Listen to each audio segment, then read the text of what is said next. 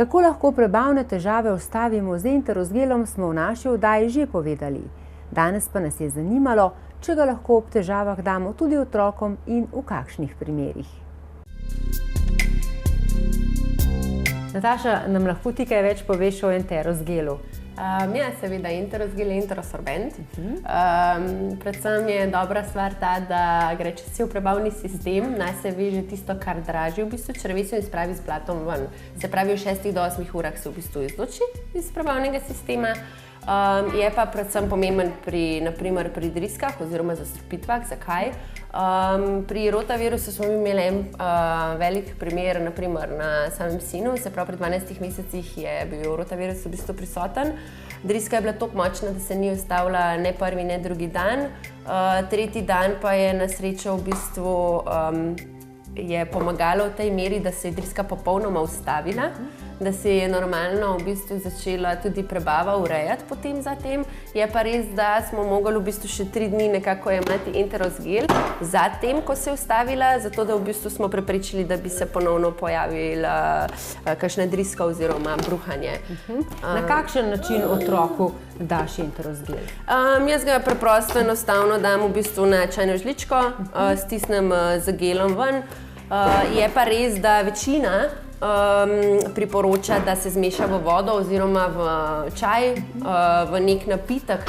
Če je otrok do 1 leta, je praktično najbolj pomembno, da ga zaužije.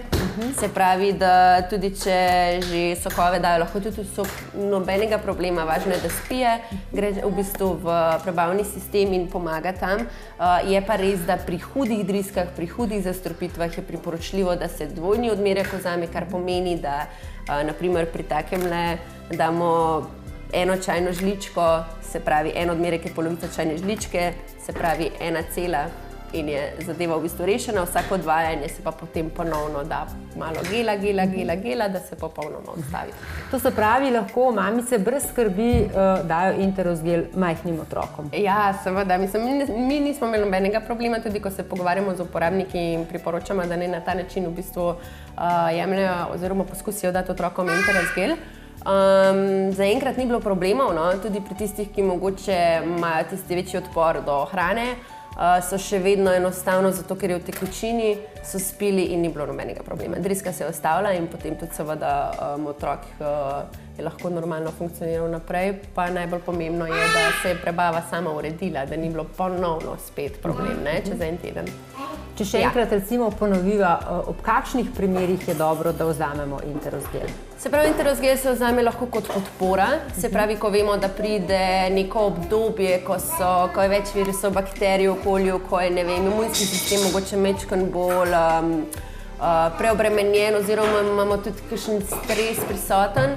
Se pravi, vse, kar lahko povzroča v bistvu spremembo pri prebavi, se pravi, da se mogoče ta majčkeno sesuje, po domače povedano, se vzame Enterosgel in se prepreči, da bi v bistvu ljudje dobili kaj hujšega. Se pravi, pri nas je bilo tako, da ko smo videli Filipa, da je prehlajen, smo mu takoj začeli Enterosgel dajati. Zakaj? Zato, ker pač enostavno nisva želela, da bi zbolel oziroma potem prišla tudi vročina ali pa še kaj hujšega. Naredil je podporo, se pravi, vse tisto, kar bi se lahko drugače naselilo, je on vezal nas, se spravil s prebavo ven. Tako da jemlje se ga tam, lahko se ga jemlje tudi pri zastrupitvah, se pravi, da je neka driska, bruhanje. Dobar dan. Potem se ga lahko uporablja tudi naprimer, če se bi urezal, da bi, ali pa da bi kam se udaril, bi bila v bistvu tako površinska rana, malo krvi bi se pa lahko v tem primeru pa tudi Enterosgel na hitro namazalo, ker naredi oblogo, potem pa v bistvu se samo to po 1 uri spere, pa ne pride do nekih infektov. Janez, nam lahko poveste, kaj je to enterosorbent? Enterosorbenti so snovi, ki imajo lastnost, da ko pridajo v črevesje, vežejo nase, na svojo površino določene snovi. To naredijo zaradi tega, ker vsi imajo skupno lastnost, da imajo veliko specifično površino, ponavadi je na tej površini še kakšne pore, ki potem te snovi, katere vežejo nase, privlačijo in jih potem skupaj z blatom izločijo iz črevesja. V kakšen namen pa jih uporabljamo? Njihova uporaba je različna. To seveda je čisto odvisno od izdelka, ki ga izberemo. Namreč registrirani so lahko kot zdravila, lahko kot medicinsko-tehnični pripomočki. Ampak če dava na nek skupni imenovalec, vse indikacije za uporabo so to virusne driske, bakterijske driske, potem zastrupitve s hrano. Določene intersorbente pa lahko uporabljamo tudi kot podporo pri razstrupljanju telesa. Zakaj, boste mogoče vprašali? Zato, ker določene snovi imajo tendenco, da ko pridajo po krvi v jetra, jih ta predelajo, se ta preko žolča izločijo v dvanajstnik, ker je pa v dvanajstniku in potem, ko potuje v tanko črevo, razlika v pH-ju, te izločki razpadajo in se določene snovi lahko ponovno absorbirajo. Recimo težke kovine so ene izmed teh in enterosorbenti so tak prijazen način za vezavo težkih kovin, recimo tisti, ki to seveda naredijo v črevesju in potem se z blatom iz telesa izločijo.